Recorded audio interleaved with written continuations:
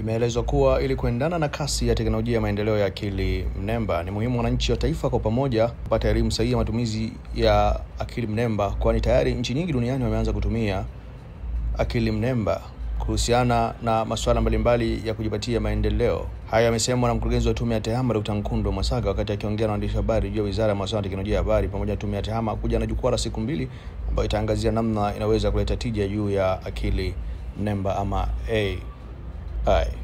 Mimi ni Bakari Chijumba. Maendeleo na mapinduzi yanayoletwa na teknolojia ya akili unde au kwa Kiingereza inapata coverage kubwa sana, na nchi nyingi duniani sasa hivi zinaangalia namna gani ya kuweza kuzitumia hizi teknolojia, haswa teknolojia ya akili unde katika kuleta maendeleo ya kijamii, kiuchumi kwa namna mbalimbali. Na sisi hapa Tanzania teknolojia hizi tumeanza kuzitumia, wote tunafahamu vizuri. Kuna taasisi yetu au muhimili mmoja wa mahakama Tanzania yenyewe miaka 2 iliyopita wameshaanza kuitumia akili unde. Na akili unde tumeisikia inatumika mashuleni, kwenye vyuo, kwenye sekta ya afya na sekta mbalimbali. Sasa kutokana na hicho, Wizara yetu ya Mawasiliano na Teknolojia ya Habari kwa kupitia Tume ya TEHAMA tuliona ni wakati mwafaka tuanzishe jukwaa la Tanzania la akili unde. Kwa Kiingereza inaitwa Tanzania Artificial Intelligence Forum. Kwa hiyo itakuwa jukwaa la kwanza ambalo litafanyika mwezi wa 7 mwaka huu 2025, tarehe 28 na 29 jijini Dar es Salaam.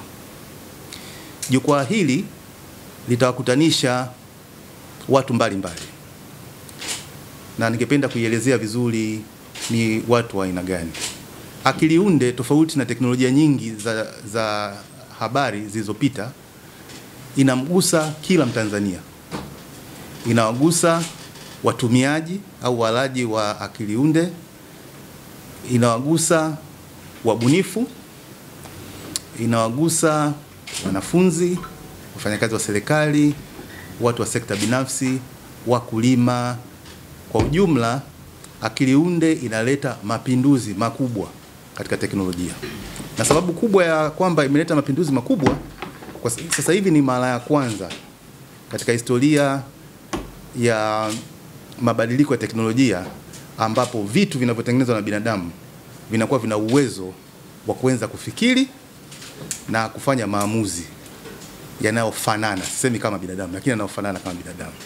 Kwa hiyo katika maendeleo ya teknolojia duniani tumefikia sasa hivi kwamba kitu au jinsi zamani tulivyokuwa tunafanya kwamba mtaalamu anaandika program lakini program inafanya kama kile kilichoandikwa.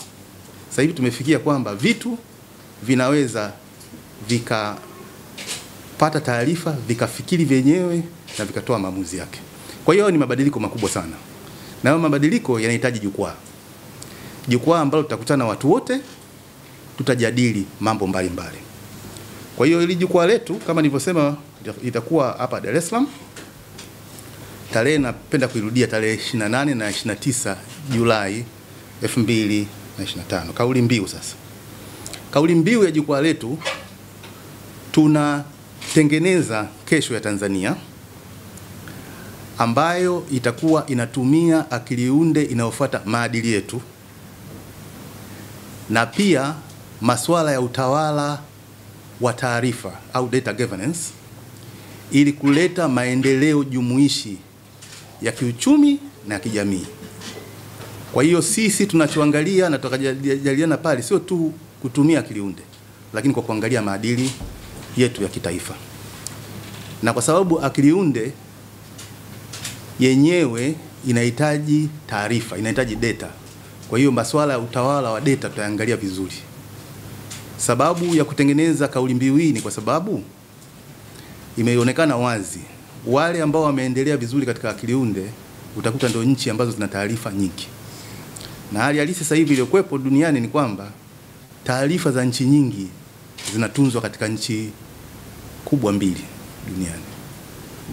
Nyingi ziko Marekani na nyingine zinakuwa China. Kwa hiyo wenye taarifa ndio wanakuwa wanaweza kufanya chumi zao zikawa shindanishi zaidi. Kwa hiyo na sisi tunataka tuangalie namna gani, na serikali imeshaanza kufanya hatua nyingi za kutengeneza data center kanzidata hapa Tanzania, na tumetunga sheria ya ulinzi wa taarifa binafsi ambayo inataka taarifa zetu zikae hapa Tanzania.